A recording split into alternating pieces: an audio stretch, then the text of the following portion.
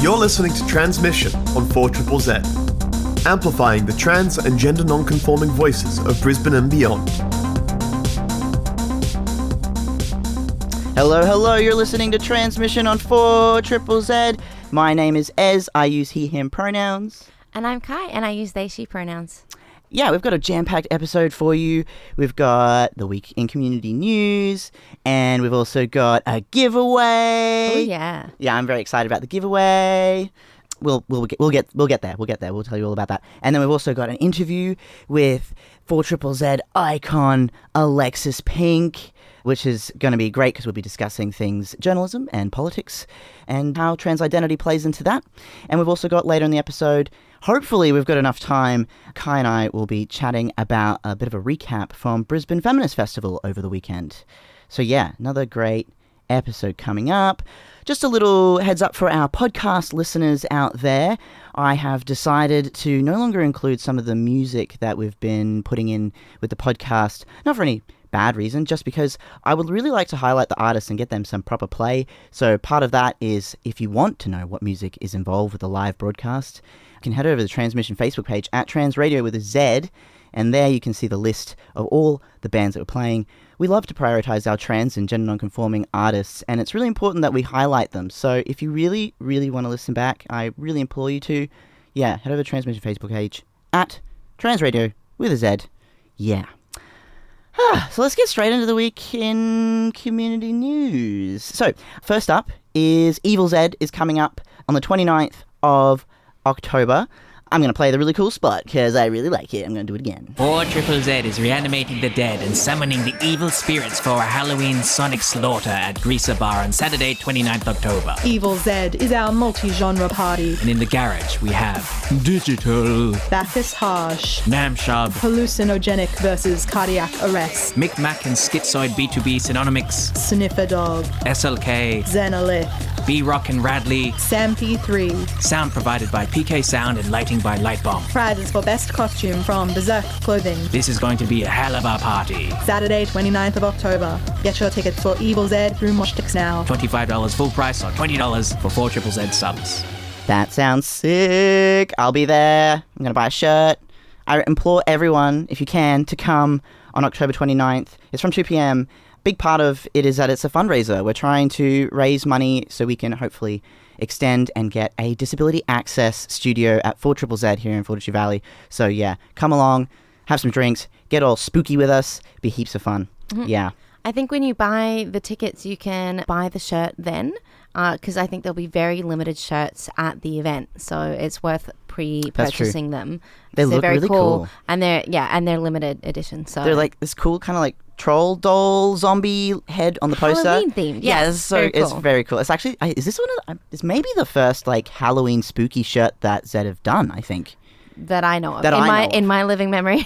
Yeah, but it's really, really sick. So yeah, I'm excited about that.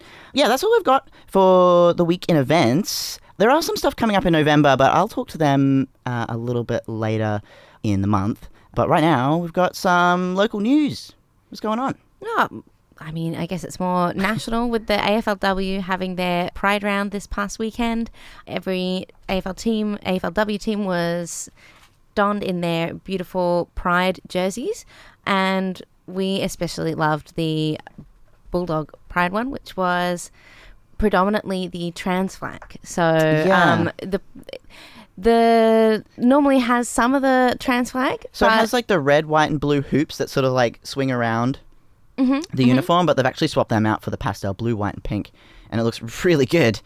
Yeah, the Rainbow Progress flag is also featured across the top back panel of their jersey as well, which is really cool. Wasn't there also somewhere on a pitch they put the... Oh yeah, the rainbow on the 50-meter line. So the AFLW Pride round was originally just the Carlton and Western Bulldogs teams playing each other, and then it's become an entire round for the entire sport. And so every team gets involved, but the Bulldogs really wanted to emphasise trans Solidarity. solidarity, because they think it's a really important issue that, needs more publicity and more understanding, which I can definitely get behind. Very cool. It's really cool. Mm-hmm. It's also, if you want to check out all the AFLW club's pride jerseys, there will be a link on the Transmission Facebook page at Transradio with a Z, and you can take a look at all of them. Mm-hmm. I don't know how many of you are massive AFL fans out there. I'm like a semi-AFL fan, but yeah, I've been really getting into it, and I've been really loving these jerseys. And the yeah. AFLW is, fantastic. There's so much skill there. And it's just very interesting to see this in stark contrast to the controversy in the, men's league NRL Yes. that happened earlier this year. Spitting the dummy, yeah. It's nice to see real sports people showing people how it's done. This is how you be professional. This is how you support your supporters, really. Yeah, and it's great because it also is encouraging inclusivity within the sports industry. And as a former professional women's athlete myself, this is something that I actually never thought that I would see when I was playing. So it's really cool, very heartwarming. I love it. And the AFLW actually has at least 2 non-binary players, as far as I know. So. Yeah, actually, I will keep that in my mind. Yeah, we'll talk about sports sometime. Sorry to all the nerdy trans listeners that we have here. It's a lot. It's a huge topic. It really is. And it's probably going to be around for a while, this discussion. So probably hear us talk about it off and on Transmission. If you're tuning in, you're listening to Transmission on 4ZZZ, and we're about to do a giveaway. Ooh. Yeah. A little bit more enthusiasm. So, the giveaway, New Farm Queer Film Festival, which will be down in New Farm Cinemas. It's running for about 7 days, so from Thursday, October 20th to Thursday the 27th. New Farm Cinemas is proud to announce the first iteration of the New Farm Queer Film Festival. Having celebrated 100 years as a cinema in 2021, the film festival takes place in a theatre that has a long history of screening queer interest films and film festivals. Across 7 days, New Farm Queer Film Festival will screen 10 films, mostly Queensland premieres, with some cult retros and fascinating documentaries. The festival kicks off with the red carpet opening night screening of French comedy drama The Divide, the Queensland premiere of the acclaimed Cannes competition title, and Champagne on Arrival from 6 p.m. for a 6:30 p.m. screening. So yeah, you get some red carpet and champagne. Wow, that sounds incredible. It does sound really good. Our centerpiece screening is Queensland premiere of the twisted and surreal comedy Please Baby Please, from director Amanda Kramer, psychosexual riff on the works of John Waters and Kenneth Anger. Dress up is encouraged for the sexy and wicked leather costumed film. Yeah, so this is pretty cool. You can purchase tickets from 5starcinema.com.au/newfarm/NFQFF. For the giveaway for Transmission this morning, we have a double pass for Monday 24th of October to see Please Baby Please, which is going to be a Queensland premiere at 7:30 p.m. at New Farm Cinemas. To be eligible for the giveaway, you must be a current 4ZZZ subscriber, and you must be the first to text in on 0420 626 733 to answer a mystery question. So, the answer to this mystery question is in the description of the film Please Baby Please that I am going to read right now. So, please don't be driving. Pull over. Get your phone out. Yeah, get ready. Get Prepare ready. yourself. Be safe. Be safe. That's right. Be safe. None of those, texting and driving. We're not about that here. So yeah, I'm going to read the film description. Somewhere in the film description, if you pay attention, will be the answer to the mystery question that I'll ask afterwards. So get ready to text in on 0420 626 733. Here we go. A film by Amanda Kramer, A Streetcar Named Desire by way of John Waters. Andrea Riseborough leads this leather-clad, gender-bending treatise on lust, marriage and camp, also starring Demi Moore, Harry Melling, Carl Guzman and Dana Ashbrook from Twin Peaks. Newlyweds, Suze and Arthur become the dangerous obsession of a greaser gang that awakens a sleeping quandary about the couple's sexual identity after witnessing a murder in the gritty streets of a surreal 1950s Manhattan. The mystery question is, who is the director of Please Baby Please? So yeah, there you go. Text in on 0420 626 733. Who is the director of Please Baby Please? First person to text in wins a double pass, which will be on the 24th of October at New Farm Cinemas. It's a Queensland premiere. Please, baby, please. Who is the director? Yeah, all right. Amplifying the voices of the trans and gender non-conforming community of Meanjin, Brisbane and beyond. Transmission on 4ZZZ brings you the latest in trans community news, music and events. Every Tuesday from 9am till 10am. Join our team of hosts for an hour of celebrating the unique perspectives of the trans community. Transmission, Tuesday mornings from 9am till 10am on 4ZZZ. And we have a winner. Thank you so much, Nicholas, for messaging in the correct answer to the mystery question, which was, who is the director of Please Baby Please? It is Amanda Kramer. So yeah, congratulations. We will sort out getting everything to you in the break. So yeah, congratulations. Woo! Yeah, and to anyone that wasn't able to enter the competition because you're not a subscriber, you should fix that because we'll be having more giveaways. That's right. Transmission have plans to have many giveaways. So if you'd like to be involved and have a chance to win some cool stuff, please subscribe. Head over 4ZZZ.org.au/support to do that one. That's it. Perfect. We are now about to head into a really cool segment with a really cool person who I've known for a long time, and I'm going to read her bio now, so we can get right into it. So Alexis Pink is the news coordinator at 4ZZZ and the host of The Pineapple Rebellion every Friday morning at 9am on 4ZZZ, discussing all things local and state politics. Alexis is a journalist, comedian, radio extraordinaire, and dear friend. Hello, Alexis. Hello, how are you? I'm good. It's a lovely day for it. It is a lovely day for it, isn't it? It really is. Thank you so much for coming along. Oh, thank you. I'm genuinely very pleased to have you in here. That is ridiculous. I do not know why you're saying that. You're definitely undervaluing yourself. How long have you been working in journalism? How long have I been working in journalism? It's about 3 to 4 years. It'll be 4 years when we hit November. That's when my first episode of the Pineapple Rebellion went out. Wow. I feel like you've just been doing this so much longer than that. You're so professional and so pro. I had a little bit of an advantage in this particular area. I've been interested in politics for a long time, and I learnt a lot while I was, trying to find myself in my career. Right. And do you think that some of the experiences that you've had, because were you doing journalism and doing a lot of reporting before you started transitioning? So they're pretty much coincided. Very sort of typical thing to do is to have a midlife crisis at 35, apparently. Apparently everything changes all at the same time. Yeah, I mean, there's probably like increments of like times in life where you have these crises as well, and then you realize profound things about yourself. But I'm so glad that you've come out, because you've always been there for me as I was coming through my transition, and just on air going to thank you for being there for me. Oh, it's been a pleasure. You've been a wonderful person to know. Aww. We're only in the early stages of the interview, no crying yet. So what are some of the challenges that you've had to come up against through your experience with reporting and politics? There's a couple of things. Transitioning when I did, I was 35, I was, male, really. I presented pretty outwardly male. Nerdy male, but male.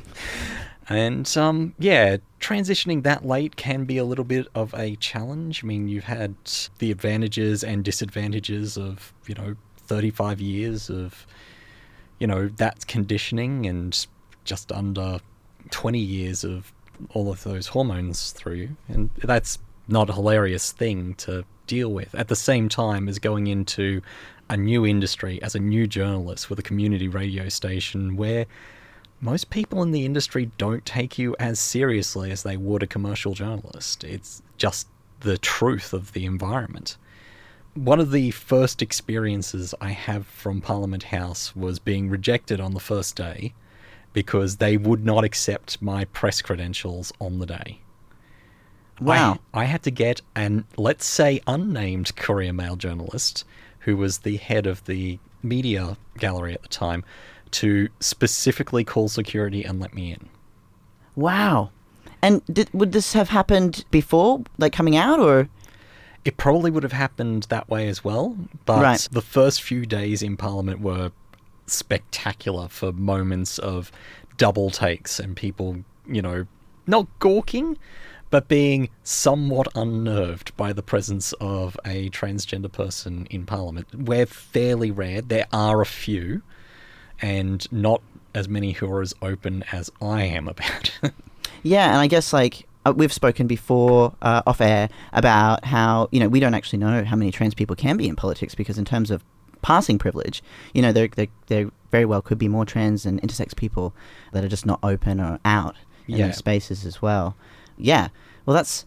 Do you find that some of the experiences, like, do you find that it's been getting easier for you in terms of those spaces there? Yeah, so let me tell you the tale of a specific parliamentarian who I won't name because it's not very fair.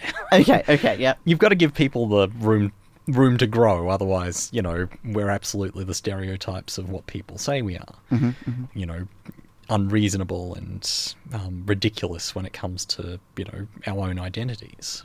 On the first day I was in Parliament, I was with a couple of journalists and we were talking to this person, and they were talking away for a little bit, and during the conversation they turned and looked at me, startled a bit, and then went directly back to talking to the other two without thinking about it. Like she was about to say hi, but oh, what do I do now? Right. Over time, we had to work together. I mean, that's the job that journalists do with parliamentarians. And over time, we got to the point where it didn't matter. In fact, we found a little bit of common ground over baking, believe it or not. Oh, there you go. Well, there's common ground with everyone, so I guess that helps. Yeah, everyone likes baking, and I do like baking. It's one of my favourite things to do. How did you? I've got to ask. How did you work baking into the dialogue with interviewing there? I mean, it's just my experience. That's what you want me to say. No, that's great. And I guess, like, do you find, so, you know, with working with politics and working in spaces of journalism, has overall your experience just been generally good? Have you, like, feeling more confident being open in Parliament and in community radio and stuff like that as well? So generally the people in Parliament are adults. They don't treat people badly just because of the way that they look. But there's a line there which is hard not to notice occasionally. Like, let's talk about Robbie Katter's right to use gendered language bill from a couple of years ago, which they've promised to bring back and have modestly promoted over the years. Like, I was in a press conference with the Katters that day, and they weren't talking about that bill. It was going to go to a debate that night, and I asked them 4 straight-up questions about why this bill was important to them. And they gave me reasonable, if not very satisfying answers to those particular questions. You know, we're doing this because we want to protect some Northern Queenslanders from being prosecuted for being, you know, effectively bigoted. But no, that's not a very good answer to that question. It sort of coddles Northern Queenslanders quite a lot. It pretends that, you know, they don't have agency in their own thoughts and feelings and can't learn anything from other people, which is wrong. Absolutely wrong. But, the conversation was, you know, clinical. It's what they do. Then I was in Parliament. I was taking notes in the press gallery above the Parliament. And Robbie gave his speech, which, to be honest, not the most fun speech to listen to. But there would be later speeches that were actually genuinely worse. But on that day, he was losing. No way this bill was getting up. The opposition weren't willing to back it. The government weren't willing to back it. He was on his own. And during the debate, one of the members from the LNP side go over to Robbie, and they're just, you know, talking away for a bit. And then he does something. And in my mind, it must have sounded something like this. Oh, you look a little bit upset here, Robbie. Is there anything we can do? What do you mean I'm upset? You guys aren't supporting my bill. He points over at the opposition benches, and those guys are taking me apart, points over at the government, and that trans journalist is in the gallery. He points directly up at the gallery. Oh my goodness. And I go, okay. How did that feel for you? That was confronting. It's a reminder that people can be nice to your face all the time, and let's be let's be clear, Robbie doesn't discriminate against me personally. He's a nice guy. He does these things. But when it comes to what you say and what you do, well, what you do on the floor of Parliament counts. And, that hurt a bit. It's completely reasonable for me to think that was, a bad thing to have happen. Has the state of Parliament, when you're in that space, you're fairly familiar with there now and people know you. Is it better? Do you feel like it's generally better now, especially with the last, 12 months of attention that trans media have? Are things getting better? Are you seeing progress? There are certain parliamentarians who don't deal with this particularly well, and that's fine. I don't need to interact with absolutely every one of them. But the vast majority of MPs, both sides of the House, aren't terribly, personally discriminatory to a trans person. Their job is to be nice to people, realistically. They're trying to convince them to vote in a certain way. And when I talk to, say, opposition MPs, the current opposition is the LNP in Queensland, they talk about what they can provide to trans people, but realistically, they're locked in a certain way of thinking at the moment that would make it hard for transgender people to support the LNP wholeheartedly. That the influences inside that party make it really distinctly difficult to, be open in that environment.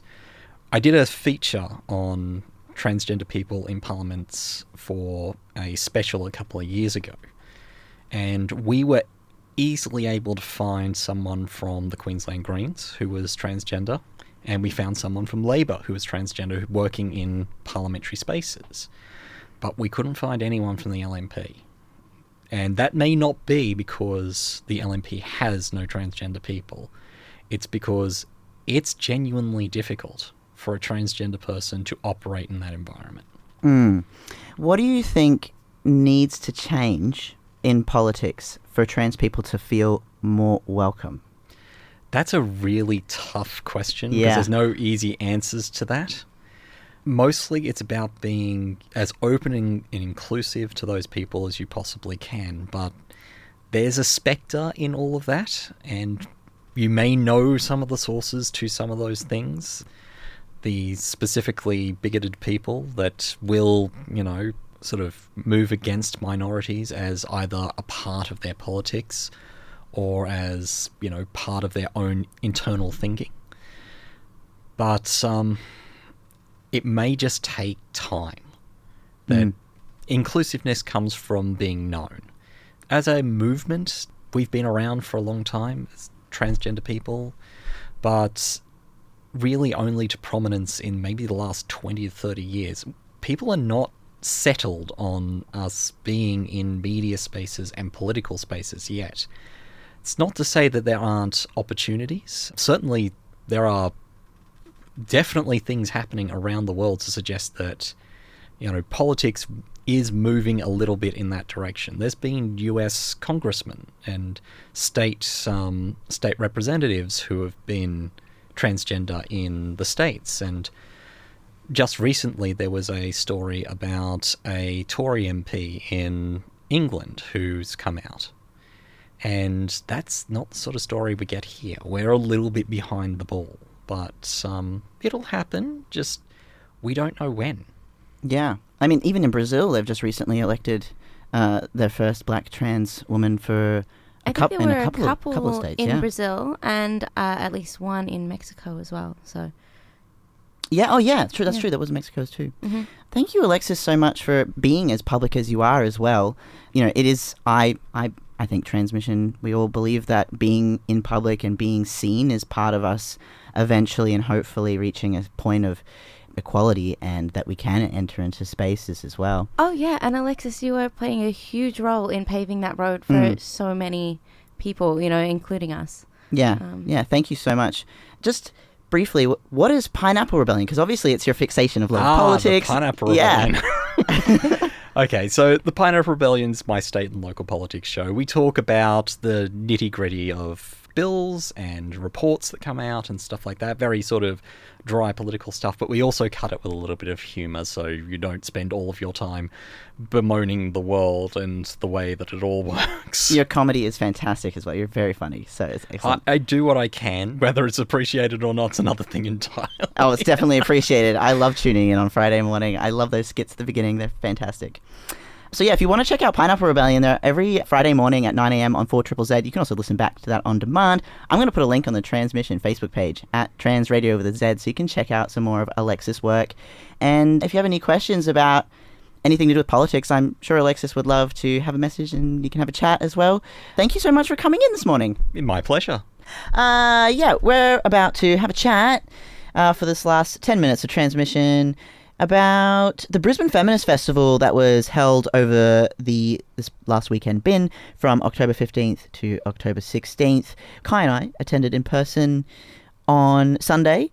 It was the first time they were in person since 2019, so that's pretty cool. All done by one woman project, and it was my very first intersectional feminist festival, and I was absolutely blown away. Oh, yeah, it was fantastic. So glad that I went. It was, a bit overwhelming. There's so many incredible people all coming from the different areas that they work in and bringing us that wisdom and knowledge, and oh my gosh, the solidarity is just huge, heartwarming. I couldn't, I'm just listening to you and just shaking my head so good, so good, so good. As some tips for any of our trans and gender non-conforming listeners out there, particularly, I guess, if I'm only speaking to my experience as a trans masc person and a passing trans person as well, that this was actually something that I felt very welcome in. I was nervous personally before going, oh, am I going to be welcome in these spaces? And that can always be a little challenging for trans people to figure out if this is a space that you can be comfortable in. And I assure you that One Woman Project were so accommodating. Mm-hmm. They made no assumptions about anyone. Everything was very inclusive, including their keynote speakers were really well versed in terms of using inclusive language. Mm-hmm. And all the volunteers were just so well-informed, so professional, so lovely, so smiley, and just generally very happy to be there and be running such a powerful program. Yeah, and Kai and I actually sat in on a panel on the Sunday afternoon with Heidi. Oh gosh, oh my god, there were so many amazing people there. Nadine. Yeah, Nadine Shamali, Heidi LaFay. Busy, Archie Arsenic. And someone from Scarlet and from Respect Inc. as well, talking. Oh my gosh, I have forgotten their name. It's so bad. But that was so good. That particular panel was very intimate about our experiences with sex and shame, done particularly well. And if you wanted to check it out, some of what went on so you can know what's just been, and maybe you can look at One Woman Project in the future, because they have definitely expressed that they will be putting on another BFF, Brisbane Feminist Festival, next year. Also, 4ZZZ, sponsors of 4ZZZ too, which is great, and 4ZZZ were present there. CJ from Locked In was on a panel as well, talking about prison abolition, transformative justice. Yeah, and that was awesome. It was the first panel of that kind that I've sat in on, and it was extremely interesting, and a lot of the nuances and the difficulties and barriers and gates that are there in terms of the prison system and how that affects people in marginalized communities as well, which was really, it was very informative, it was very empowering, and just general awareness. So excellent stuff. Yeah, there were people there from Sisters Inside, Children by Choice, 1 Million Women, African Women Australia Incorporated, I think it was, and Pacifica Women's Alliance and Pacific Climate Warriors. There's just so many incredible people there that day talking about the causes and the work that they're doing in their areas. And really that's the thing about intersectionalism is that it's the understanding that there's so many different ways that everyone is affected under patriarchy and colonialism and classism and everything. And it's so important for us to all come together and share those stories and be there for each other, show up for each other, better understand the ways that each other are being affected, and also share our own stories and what's going on with us. It's very easy for anyone to be put off by feminism when what you've been exposed to is the kind of trans exclusionary and sex worker exclusionary radical feminism that is so noisy and really gets out there and is so focused on white wealthy women, whereas intersectional feminism brings everyone together and acknowledges all of those variances in experience. Yeah, it's also acknowledging how the patriarchy and misogyny affect many different communities and not just exclusively cis women and not just exclusively cis white women. It also affects climate change and how we are experiencing climate change as well. It's affecting different communities for a vast range of reasons. If you'd like to look into more about intersectional feminism, definitely Google it. There's lots of interesting ways of looking at how marginalized communities all experience the same kind of suffering under patriarchy. Oh, and I just wanted to add in that Deconstructing Sex and Shame panel that we went to, it was Busy Lavelle and Elena Jeffries from Decrim Quill and Claire Moran, who has a PhD in health psychology from UQ. So yeah, it was a really good panel. Oh, I could have sat in that panel for days and I would have loved every second of it. Yeah, it was amazing too, because it was sort of like, it was one of those panels where I could see that they were trying to wrap up and I'm like, no, don't wrap up. Give us another hour, come on. At least, yeah, so that was excellent. Check out the Brisbane Feminist Festival for next year, onewomanproject.org, can recommend. That's the end of Transmission today. Yeah, it's been a great episode. If you would like to listen back to more, you can head over to the Transmission Facebook page at Trans Radio with a Z. We've got podcast there, and you can listen back to the On Demand, which is up to 5 episodes back as well. Yeah, it's great stuff. And thank you so much. Have fun out there. Yeah. Take care of each other. Be safe. That's it. And we'll see you next week. Have a beautiful day. Bye. Thank you so much for listening to Transmission. See you next Tuesday, 9 to 10 a.m. on 4ZZZ.